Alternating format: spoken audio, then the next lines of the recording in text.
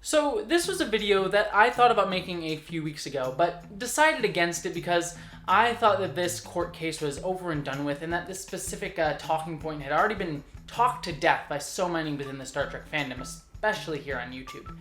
But recently, there have been some new developments in the discussion around, as what many of you may already know, a lawsuit filed against CBS and Star Trek Discovery by one Anas Abdeen, who alleges that Star Trek Discovery violated his copyright and stole ideas from his video game, Tardigrades. There have been some new developments around this lawsuit that honestly really disturbed me, and as someone who cares deeply about Star Trek, but more importantly, someone who cares a lot about the community of Trekkies and Star Trek fans, I felt like I needed to add my voice into it.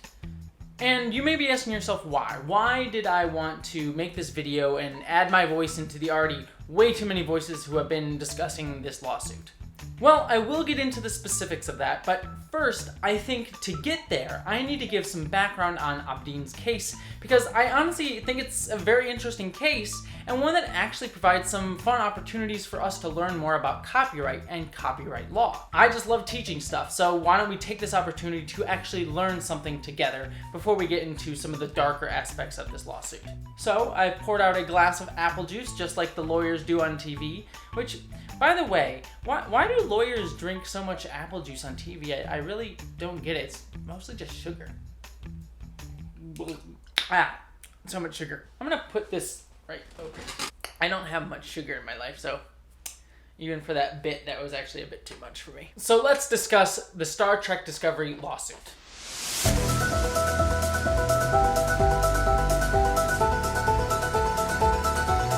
Alright, so first things first, I'm basing a lot of this information off of research already done by two wonderful individuals.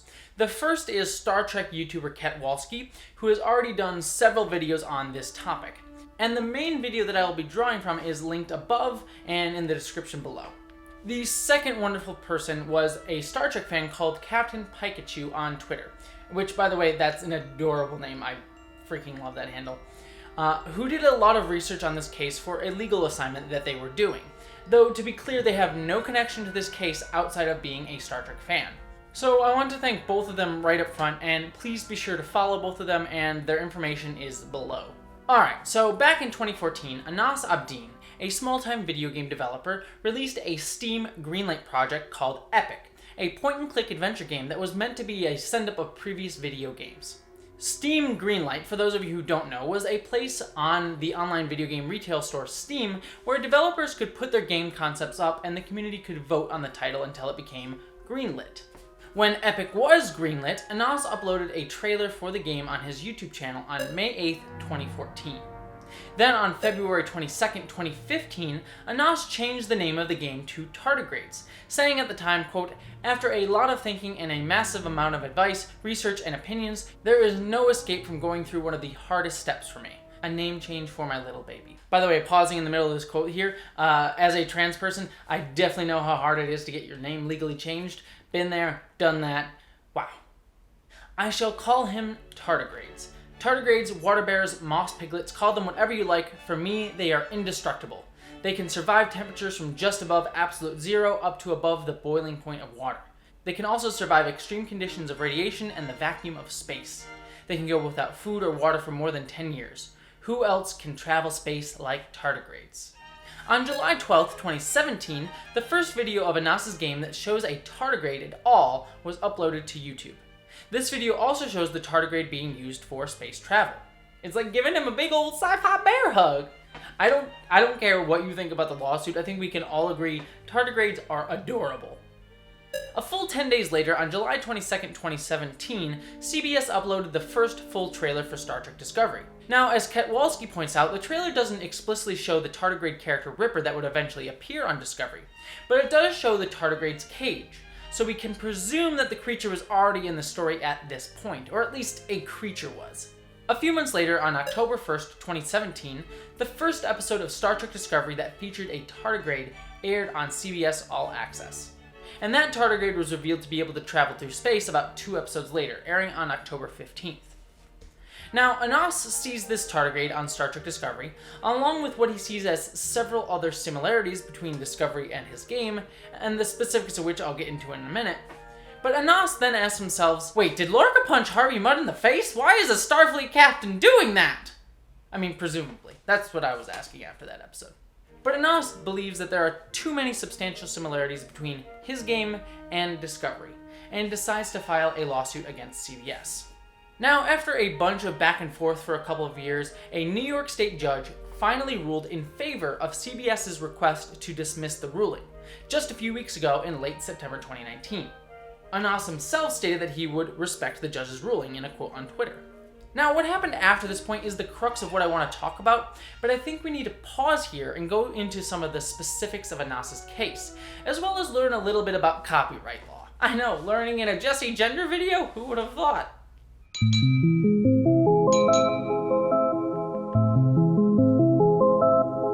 Court is now in session. Okay, so to win a copyright lawsuit, there are three things that Anas has to prove. The first is establish you own a copyright. That actually seems like it should be pretty simple in Anas's case. In the United States, as soon as you put an expression of your idea into a tangible form that is semi-permanent or permanent, like a video game or a script or a song, then you own a copyright. As I outlined above, there are clear times where Anas published content about his video game online, and it was clear that he was the one to come up with a game idea. However, establishing you own a copyright can actually become a hell of a lot trickier. One notable case was between Bill Finger and Bob Kane. Bill Finger and Bob Kane both came up with the idea for Batman together, but Bob Kane, being the shrewder businessman in comparison to Finger's more creative sensibilities, was the only one credited with creating Batman for years. It wasn't until years and years later, and a hell of a lot of legal work by an investigator and Bill Finger's relatives, that they finally were able to get him credit for creating Batman. His first official credit on Batman was in the movie Batman v Superman, which, let's be honest, maybe you didn't want your name credited on that movie. But it's a fascinating tale, and there's a wonderful documentary called Batman and Bill on Hulu that I highly recommend you watch. But in any case, Anas needs to prove that he owns the copyright. And this actually does get tricky for Anas. Under the aforementioned US law called the Visual Artist Law, the legal definition of what gets protected is, quote, works of visual art, a narrow class of art defined to include paintings, drawings, prints, sculptures, or photographs produced for exhibition purposes, existing in a single copy or limited edition of 200 copies or fewer. End quote. The fact that Anas only published elements of the game on websites and blogs means that his claim of copyright, or having created something permanent, is arguable. Anas tried to legally copyright his game in 2018, but that was well after Discovery had premiered. So legally, it's muddy. But again, to be fair, this is all legal technicalities. It's clear Anas created an idea for a game and put parts of it out there for the world to see. But I'd venture to say that pretty much all of us can agree that Anas did come up with a concept, and it was possible for someone to read it and take from it. Next, he needs to establish that someone else, in this case the team of Star Trek Discovery, copied from him. Now, this is typically much harder to do, especially in Anas's case. You'd first need to establish that someone saw your work and then copied parts of it. And this is really hard to show in Anas's case because, well, the first time he referenced tardigrades in relation to his game was in February 2015, shortly before Star Trek Discovery was announced in November 2015, though Discovery would have already been in the works for a while before then. Even more, his video of a tardigrade traveling in space in a way similar to Star Trek Discovery wasn't posted until a few days before Discovery's trailer, where we know the tardigrade was already involved in the story. But it's possible that the Discovery writers could have read about Anas's game in 2015 and then added the tardigrade to their story, wholesale lifting from Anas's ideas. Anas even cites an executive producer on Discovery who has taken part in the Steam Greenlight program, though has never had any direct connection to Anas's game that we are aware of. So there's no real evidence to prove that Discovery stole Anas's idea, just conjecture. So the only way to prove it now would be to show that Discovery's usage of similar elements bear substantial similarities to Anas's work. Which brings us to the final thing that Anas has to prove. That what they copied amounted to copyright infringement. Now that last one may seem a little confusing. I mean, if someone copied, how is that not copyright infringement right there? Well, it's not that simple. As copyright law states, copyright does not protect an idea, only the expression of an idea. What does that even mean? Art rarely comes out of nowhere.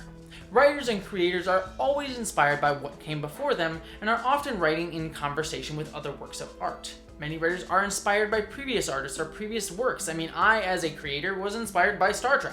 Some inspirations can be obvious, like, for example, if a big-budget science fiction series happened to be an almost perfect recreation of a certain 1990s and 1980s sci-fi series, right down to the look of the show, the themes explored, the world it portrays, and the episodic structure of the series, which would be crazy. Okay, let's not pick on the Orville. I actually really like the Orville. Let's, something else. Guys? Oh god, Galaxy Quest, I like that one too. Let's move on. Writers can also draw on themes or ideas from other works more subtly, like in how the reimagined Battlestar Galactica series can be seen as a refutation of Star Trek Voyager. Ronald D. Moore thought that Star Trek Voyager didn't deal with the consequences of being lost and alone with few supplies enough, so he created the new Battlestar Galactica as a way to discuss those same themes. As many of us know, good artists borrow, great artists steal. That line isn't about literal stealing, but basically means that all art, even the best art, in fact, especially the best art, are directly influenced by others. Art needs to be able to react to other art in order to, occur. So things like Galaxy Quest, the Orville, and Battlestar Galactica are natural evolutions. But how is that possible? Even putting aside Anas, how is something like the Orville, which is clearly jumping off of Star Trek The Next Generation, and again, I like the Orville, how is that not copyright infringement? Well, it goes back to this concept of copyright does not protect an idea, only the expression of an idea. The Orville setting of a spaceship that can travel faster than light with bright colored uniforms are using what is known as scenes à faire, or elements of a work that are indispensable or at least standard in the treatment of a given topic, like cowboys, bank robbers, and shootouts in stories of the American West, and they get no protection under the law. So faster than light spaceships, bright colored uniforms, even stuff like a galactic coalition of planets working together for the harmony of society are all standard elements of science fiction today, even if Star Trek and Star Trek The Next Generation were great parts in helping create those said genre conventions. Even things like what are known as stock characters, such as the captain or a science officer or warrior alien race, are all genre conventions and thus not protected under copyright. However, specific expressions of those ideas are protected. That means specifics of a story that will make the story, well, yours. If the Orville had taken place on the Enterprise or had a captain named Kirk, then it would be copyright infringement. Let's go beyond Star Trek. Look at Brightburn, which is clearly riffing off the Superman mythos. Yet you can't copyright the idea of an alien comes to Earth and raised by a rural mother and father story and becomes a superhero, as that's a superhero genre convention at this point. But if the story featured a guy who grew up to be Supermanish man named Clark Bent and lived in Metropolinia, there might be a case there. But you see, Brightburn is exploring different concepts and ideas within the genre conventions of the superhero and Superman mythos. So the expression of the idea is different. An even better example of how gray this area can get is back before Disney had the rights to the X-Men, they tried to introduce the Inhumans as superpowered everyday humans similar to X-Men's mutants. Fox, which had the rights to the idea of mutants on television and movies, couldn't stop them from doing this because superpowered humans wasn't protected by copyright, only the name mutants in conjunction with the X-Men, as well as specific X-Men characters like Wolverine. But to be fair, the Inhumans blew up in Marvel's face, and I bet Fox was laughing, until Disney bought everything out from under them, including their ability to laugh. Okay, not that, but soon, I'm sure, Disney will own the rights to our abilities to express emotions.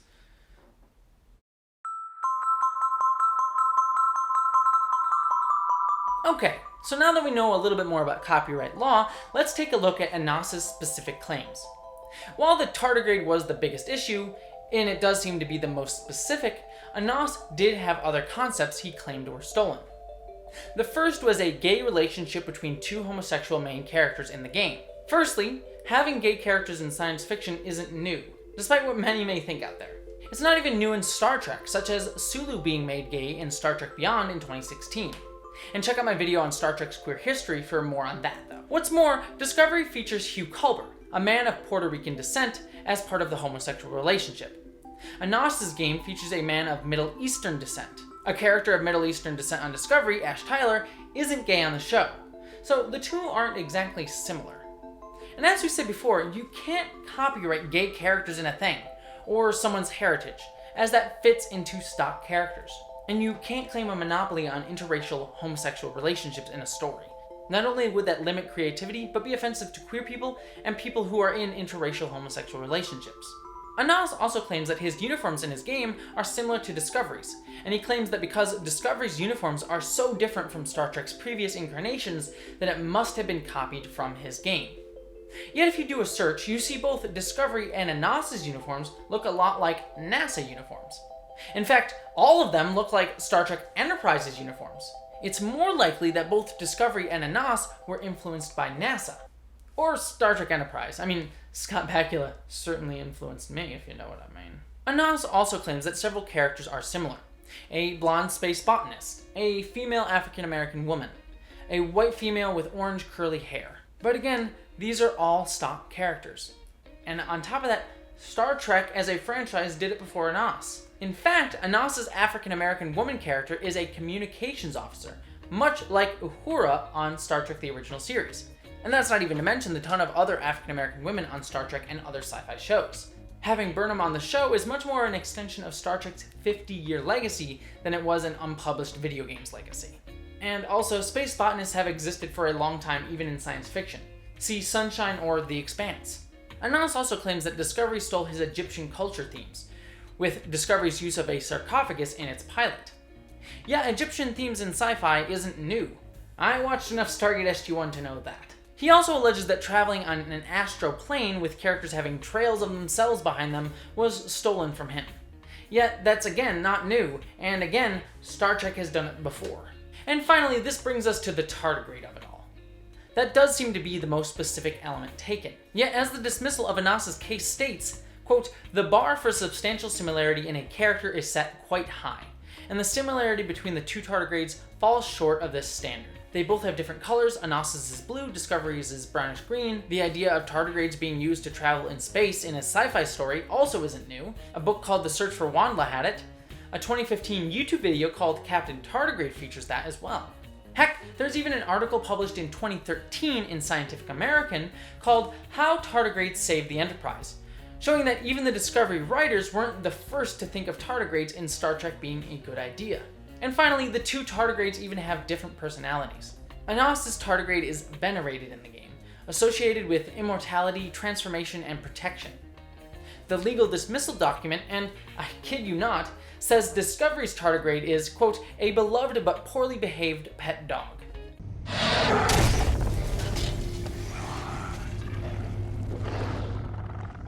That's some dog. But the legal argument stands. Another interesting point brought up in Anas's suit was the so-called Domino case. The 1997 case of Ollie v. Domino's Pizza occurred when Ollie and Domino's Pizza simultaneously created a human domino figure. They went to court, but it was determined that since both of them had domino logos, it naturally followed creatively that one would humanize that domino. Therefore, you can't copyright an idea that flows naturally from another. So, it was argued, the idea of a tardigrade traveling through space flows naturally from the scientific fact that tardigrades can survive in space, especially if you're a sci-fi show or video game writer. God, all this talk of dominoes makes me hungry. But it is an interesting tidbit of argumentation. Now, the point that I'm trying to make with all of this isn't that Discovery didn't steal from Anas. As I said before, that's honestly incredibly difficult to prove either way. Maybe the writers did see his game and thought some ideas were cool, or maybe they had no idea who he was until the lawsuit.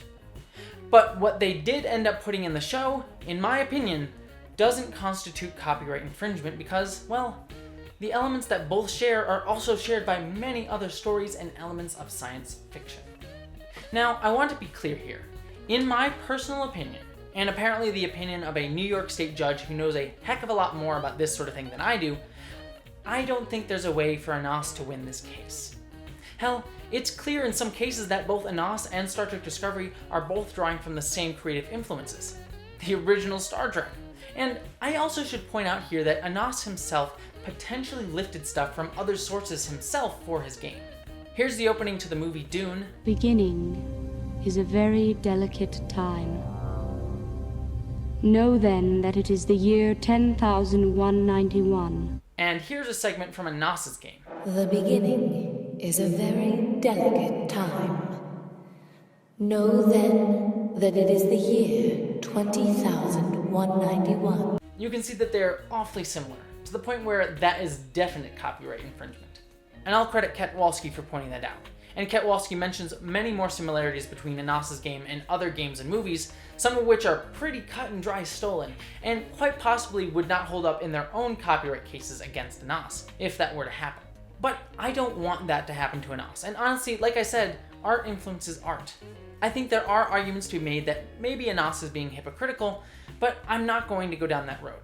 If you want to and want to know more, check out KETWOLSKI's video or his Twitter account, as he's unearthed a couple more issues since his video.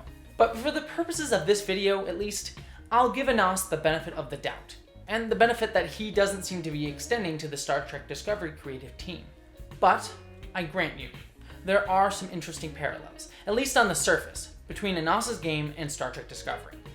And I'll make it clear that if anyone on Star Trek Discovery read Anos's work and decided to wholesale just lift from Anos's game instead of being inspired by it, that is wrong, and should be called out.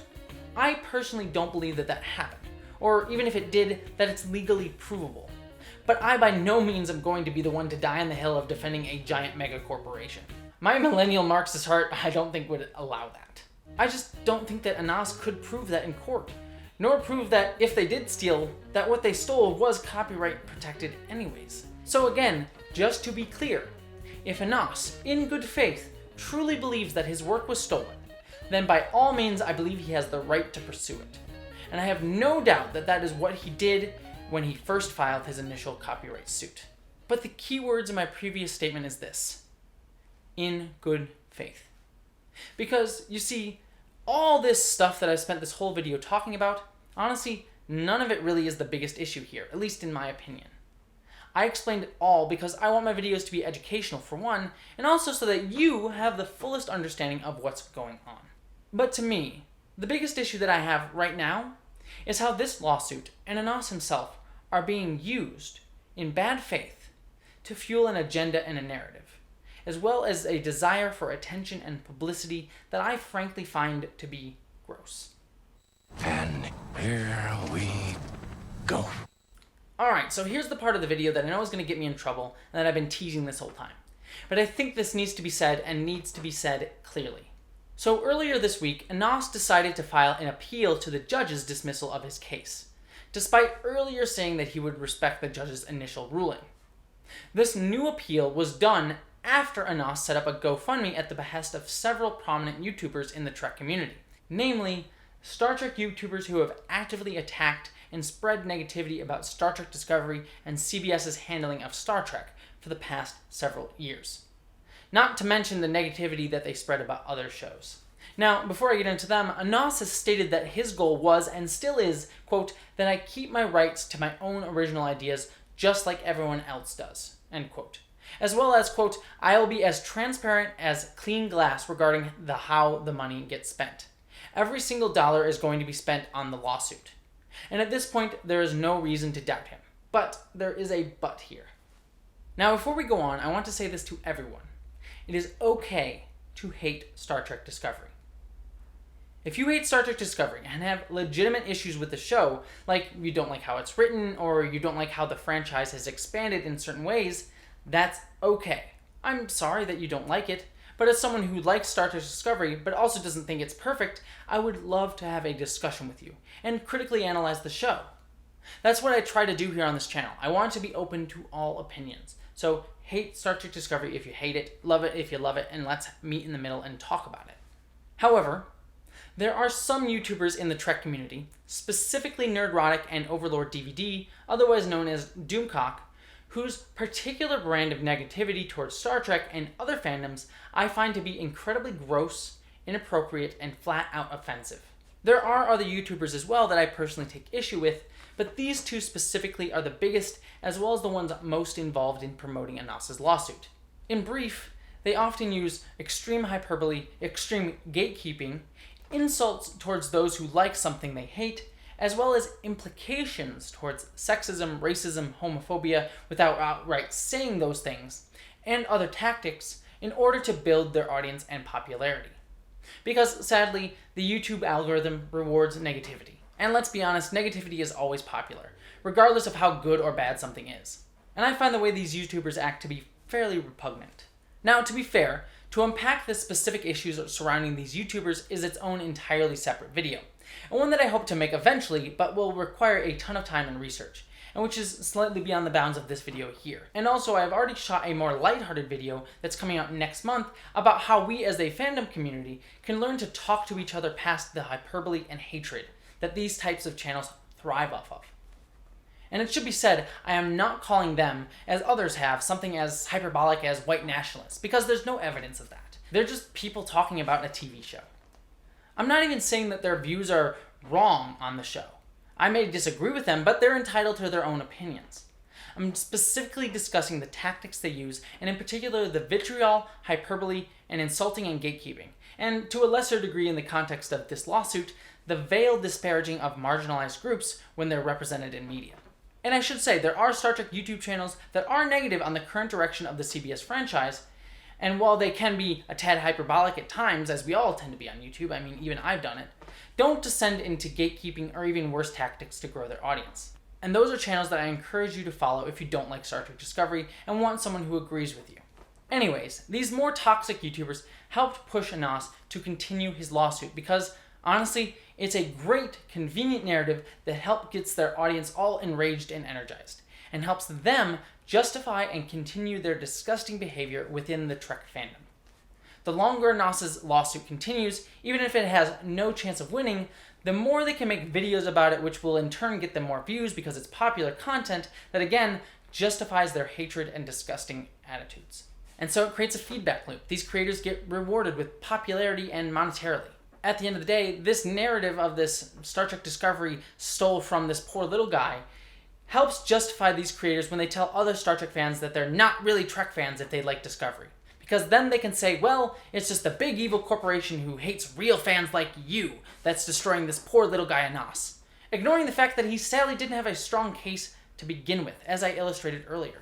This allows them to perpetuate a toxicity inside Star Trek fandom, allowing them to gatekeep people who like Star Trek Discovery. And again, I don't want to play the victim here. I'm just saying I don't like anyone, regardless of whether you like or hate something, who tells someone that they can't like a thing, like a show or a work of art. And the fact that they're using this lawsuit, which again isn't very strong to begin with, as a way to justify telling people that, I think is wrong. I mean, it'd be wrong even without the lawsuit. You can still like Star Trek Discovery and think that if they stole from Anas, that it was wrong and want to support him. It always grinds my gears when people gatekeep and belittle others for liking something or even hating something. It's a show, and as much as Star Trek is important to me, as much as it may be important to these YouTubers, they are upset about the fact that their favorite franchise isn't going the way they want to. And I get that. I really, really do. And you have every right to complain about it, to talk about it, to discuss it, to critique it, to say, I don't want to watch this, I'm going to turn off the show. But that doesn't give you the right to telling others that they are stupid or wrong for liking something, to telling them that they aren't real fans of the thing that they love. I don't care if you have seen a single trailer for Star Trek Into Darkness, or you've seen every episode of every single season of Star Trek. You are a Star Trek fan if you want to be a Star Trek fan. And that's all there is to it. And I do not stand for spreading toxicity. And I hate the fact that this lawsuit is being used to justify that. It's gross and disgusting. And I know toxic fandoms are not exclusive to Star Trek right now. They're perhaps even more discussed in Star Wars fandom or Doctor Who fandoms at the moment. And I should say, outside of the spaces that these YouTubers dominate, I found nothing but kind and loving people in the Trek fandom, either online or whenever I go to a Comic-Con. Even people who dislike Discovery are kind, caring people who I cherish as part of my Star Trek family, even if we disagree over one aspect of our favorite franchise. But I'm also so saddened that toxic fandoms even exist in Star Trek to begin with. I feel like a fandom based around a show that talks about listening to each other, to hearing each other out, to respecting others' opinions, would be better at holding up those ideals. And in the end, while I will always support the little guy standing up for his rights, especially in the face of a large corporation, I'm just disgusted that my precious corner of the wonderful world of geekery, the Star Trek community that means so much to me, has twisted a real-life issue and tale of Anos's fight into a perverse smear campaign that is meant to justify their own continued horrific behavior that is then itself rewarded by a YouTube algorithm. I had hoped that we would all be better than that. And I ask all of you out there watching this, don't support those YouTube channels. If you want to support Anos, that's a choice you have to make, and I won't tell you either way. But I implore you, even if you do support Anos, do not support these YouTubers, even if they agree with you on a single aspect as something like Star Trek Discovery is total and complete trash, because they're spreading hatefulness into a community that is built on loving something. In fact, I'm going to quote Anos himself in an interview he recently did when discussing his decision to appeal. Quote, "I still respect the ruling. Appealing to a ruling doesn't mean disrespect. We can disagree on many points and still carry a great amount of respect towards each other." That's what I hope we can do here. Disagree and respect each other as a community. Alright, thanks for watching this video. Whew, my voice got kind of scratchy there at the end. Like I said, please check out KETWOLSKI's video on the lawsuit, as well as follow him, as well as the wonderful Captain Pikachu, whose research made this video possible. And if you like this video and want more videos discussing Star Trek topics, typically with a much more uplifting and positive tone than this one, as well as other discussions on political or social issues through geekdoms, give my channel a subscribe. And if you want to help make these videos even better, please give to my Patreon page. It honestly means the world to me that you guys give any amount, and it helps me stay motivated. Just like these folks did, thank you to all of you who have given on my Patreon page. And special thanks to my Admiral level Patreons, Stephen Schuhart, Wellington Marcus, and Lol. Thank you so much. I can't tell you how thankful I am for everything you guys have given. It really means the world to me. And until next time, live long and prosper.